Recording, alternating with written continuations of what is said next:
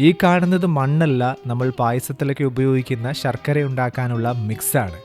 നമുക്കൊരു ശർക്കര ഫാക്ടറി കാണാം. നമ്മുടെ നാട്ടിൽ ഇന്ന് അധികം കാണാത്ത ഒന്നാണ് ശർക്കര ഫാക്ടറി. എന്നാൽ തമിഴ്നാടിന്റെ പല സ്ഥലങ്ങളിലും ഇന്നത് ധാരാളമായിട്ട് കാണാം. പല പ്രോസസ്സിലൂടെ കടന്നിട്ടാണ് കരിമ്പ് ശർക്കരയായിട്ട് മാറുന്നത്.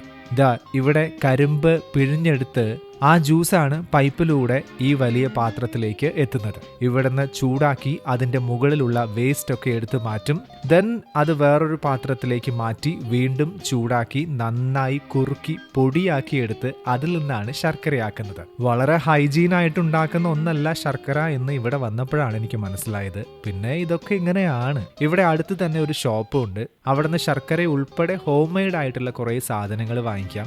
നമ്മുടെ നാട്ടിൽ അധികം കാണാത്ത ഈ മാപ്പിള ചമ്പ പോലുള്ള ഔഷധ ഗുണമുള്ള അരിയൊക്കെ ഇവിടെ ഉണ്ട്. നമ്മൾ കഴിക്കുന്ന ഫുഡ് അല്ലെങ്കിൽ ഫുഡ് പ്രൊഡക്റ്റ് എവിടെ നിന്ന് വരുന്നു, അതെങ്ങനെയാണ് ഉണ്ടാക്കുന്നത്, ആരാണ് ഉണ്ടാക്കുന്നത് എന്നൊക്കെ ഇടയ്ക്ക് അന്വേഷിക്കുന്നതും അതൊക്കെ പോയി കാണുന്നതും വളരെ നല്ലതാണ്. ഈ യാത്ര അതിനുള്ളതാണ്. ഫോളോ ചെയ്താൽ വീണ്ടും കാണാം.